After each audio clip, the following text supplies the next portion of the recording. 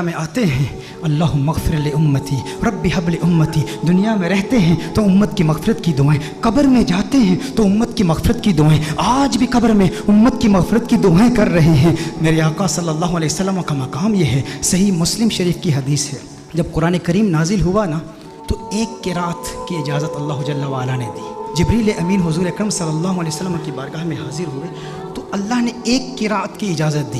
حضور اکرم صلی اللہ علیہ وسلم نے جبریل امین کو واپس بھیج دیا، جبریل واپس چلے جاؤ، اللہ کی بارگاہ میں عرض کرو کہ میری امت کے قبائل تو بہت زیادہ ہیں، اب ایک قرات کی اجازت، یہ میری امت کے لیے اس کا تلفظ آسان نہیں ہے۔ حوّن علی امتی، امت کو سہولت دی جائے۔ نبی کریم صلی اللہ علیہ وسلم نے جبریل امین کو واپس بھیج دیا، جبریل امین اللہ کی بارگاہ میں حاضر ہوئے۔ اب دیکھیں ہندوستان کے علماء بیٹھے ہیں، حضور کے امتی ہندوستان میں بھی رہتے ہیں نا، میں جب ہندوستان میں جاتا ہوں تو وہاں پر جب بیانات میں مجھے دعوت دی جاتی ہے، جب مجھے مدعو کرتے ہیں تو کہتے ہیں شاکب شامی کو ہم دعوت دے رہے ہیں۔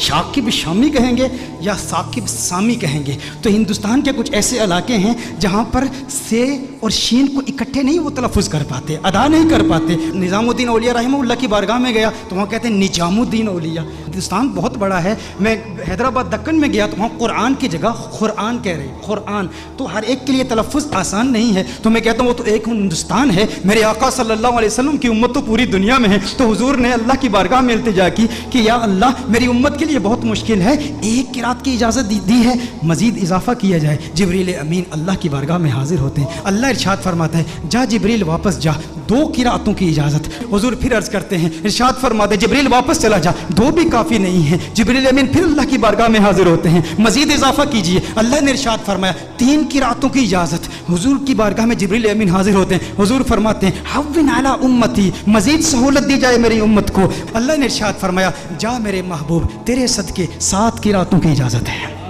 اللہ ناراض نہیں ہوا، اللہ نے ناراضگی کا اظہار نہیں کہ میں ارحم الراحمین ہوں، میں اپنی مخلوق کے تلفظ کو نہیں جانتا تو کون جانتا ہے؟ میرے محبوب بار بار جبریل کو واپس کیوں بھیجتا ہے؟ میں نے تو قرآن نازل کیا نا، لیکن اللہ نے ناراضگی کا اظہار نہیں کیا بلکہ اللہ جل وعلا نے پیار کا اظہار کیا۔ اب اللہ کا پیار کیا ہے، اللہ کی محبت کیا ہے کہ محبوب یہ جو 3 بار تجھے تکلیف اٹھانی پڑی نا کہ تو نے جبریل کو 3 بار بھیجا ہے میری بارگاہ میں، اس تکلیف کی وجہ سے محبوب تجھے انعام دیتا ہوں، تجھ پہ اپنی عنایات کا نزول کرتا ہوں۔ وہ انعام کیا ہے؟ تجھے ضمانت والی 3 دعائیں دیتا ہوں، 3 دعائیں۔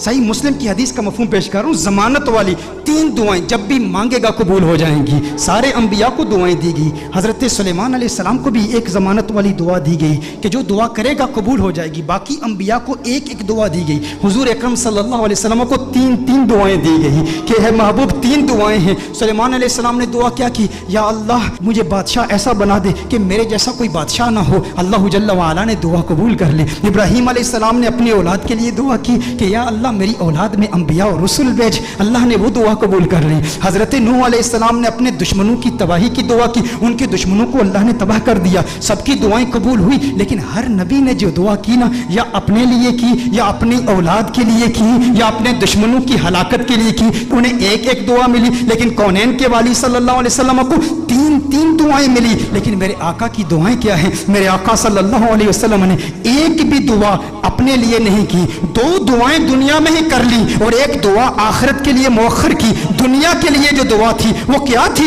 اللہم اغفر لامتی، اللہم اغفر لامتی، اللہم اغفر لامتی، ہے اللہ میری امت کی مغفرت فرما۔ میرے آقا صلی اللہ علیہ وسلم نے دوسری دعا کیا کی؟ پھر اللہم اغفر لامتی، ہے اللہ میری امت کی مغفرت فرما۔ علماء نے کلام کیا ہے کہ پہلی جو دعا تھی وہ کبائر گناہ کے لیے تھی، دوسری جو دعائیں تھی وہ صغائر گناہ کی ہے، لیکن تیسری دعا میرے آقا صلی اللہ علیہ وسلم نے مؤخر کر لی۔ اور مؤخر کیوں کی؟ حضور نے ارشاد فرمایا یہ تیسری دعا آخرت کے لیے بچا کے رکھی ہے۔ یا رسول اللہ صلی اللہ علیہ وسلم کیوں بچا کے رکھی ہے؟ حضور نے ارشاد فرمایا وہ آخرت کا دن ایسا دن ہے جب سب نبیوں کی امتیں یہاں تک کہ انبیاء بھی میری بارگاہ میں حاضر ہوں گے، یہ ان کے لیے سنبھال کے رکھی ہے۔ حضور اکرم صلی اللہ علیہ وسلم نے ابراہیم علیہ السلام کی امت کے لیے، عیسیٰ علیہ السلام کی امت کے لیے، موسیٰ علیہ السلام کی امت کے لیے، ان سب کی امتوں کی مغفرت کے لیے یہ دعا سنبھال کے رکھی ہے۔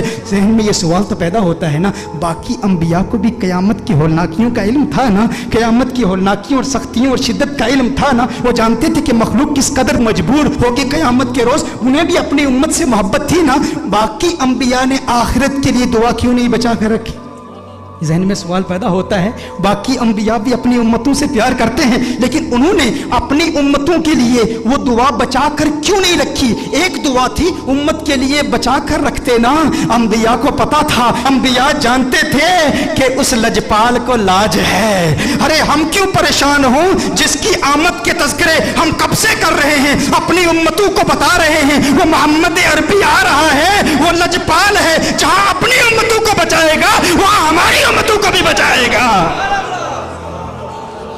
میرے آقا صلی اللہ علیہ وسلم فقط اپنی امت کے لیے نہیں آئے، وہ رحمت للعالمین ہیں، وہ عیسیٰ کے لیے بھی آئے ہیں اور عیسیٰ کی امت کے لیے بھی آئے ہیں، وہ موسیٰ کے لیے بھی آئے ہیں، موسیٰ کی امت کے لیے بھی آئے ہیں، وہ ابراہیم کے لیے بھی آئے ہیں، ابراہیم کی امت کے لیے بھی آئے ہیں، وہ نوح کے لیے بھی آئے ہیں اور نوح کی امت کے لیے بھی آئے ہیں۔ علی نبینا وعلیہ الصلوۃ والسلام، انہیں پریشانی نہیں تھی، وہ جانتے تھے وہ لجپال ہیں، انہوں نے پہلے ہی انتظام کر رکھا ہے، وہ سب کی شفاعت کر دیں گے، کیونکہ میرے آقا صرف اس امت کے لیے نبی نہیں، وہ سب کے لیے نبی ہیں، یہاں تک نبیوں کے لیے بھی نبی ہیں۔ اعلیٰ حضرت نے یہ احمد رضا صاحب کلام پڑھ رہے تھے، اس وقت مجھے اعلیٰ حضرت کا وہ کلام یاد آیا۔ اعلیٰ حضرت نے بڑا خوبصورت تخیل باندھا ہے کہ دنیا میں میرے دل میں یہ خواہش ہے کہ نبیوں اور رسولوں سے ملوں اور سارے انبیاء اور رسول سے ایک التجا کروں، ان سے ایک بات پوچھوں۔ یہ کس کی خواہش ہے؟ اعلیٰ حضرت کی خواہش ہے کہ اس دنیا میں سارے انبیاء اور رسول سے ملاقات کروں اور ان سے ایک سوال پوچھوں۔ لیکن اس دنیا میں ممکن تو نہیں ہے احمد رضا کہ سارے انبیاء اور رسول کی بارگاہ میں تو حاضر ہو اور ان سے سوال پوچھ۔ کہا تو پھر میں قیامت کے روز پوچھ لوں گا، آخرت میں پوچھ لوں گا۔ اس وقت مخلوق بھی اپنے اپنے مقام کے اعتبار سے اور اللہ کی شان کے لائق اللہ کو دیکھے گی، تو اللہ کے سامنے اعلیٰ حضرت حضور کے سامنے انبیاء سے ایک سوال پوچھیں گے۔ وہ سوال کیا ہے؟ انبیاء سے کروں عرض کیوں مالک ہو؟ انداز دیکھیں، تیور دیکھیں، ادب کا مقام دیکھیں، حضور کا احترام بھی ہے، امتی آپ کا ہوں، لیکن انبیاء سے ایک سوال پوچھنا چاہتا ہوں، انبیاء سے کروں عرض کیوں مالک ہو؟ کیوں مالک ہو؟ انبیاء سے کروں عرض کیوں مالک ہو؟ کیوں مالک ہو؟ کیا نبی ہے تمہارا ہمارا نبی؟ یہ جو ہمارے آقا ہیں، جو ہمارے نبی ہیں، کیا تمہارے بھی یہی نبی ہیں؟ انبیاء سے کروں عرض کیوں مالک ہو؟ انبیاء سے کروں عرض کیوں مالک ہو؟ کیا نبی ہے تمہارا ہمارا نبی؟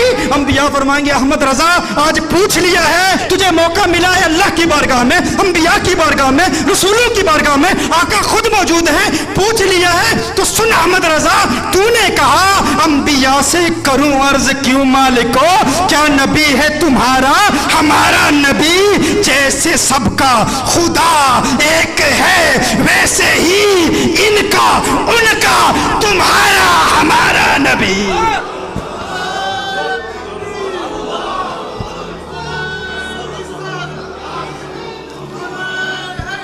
جیسے سب کا خدا ایک ہے ویسے ہی ان کا تمہارا ہمارا نبی۔ کرن بدلی رسولوں کی ہوتی رہی، چاند بدلی کا نکلا ہمارا نبی۔ کیا خبر کتنے تارے کھلے چپ گئے، پر نہ ڈوبے نہ ڈوبا ہمارا نبی، پر نہ ڈوبے نہ ڈوبا ہمارا نبی۔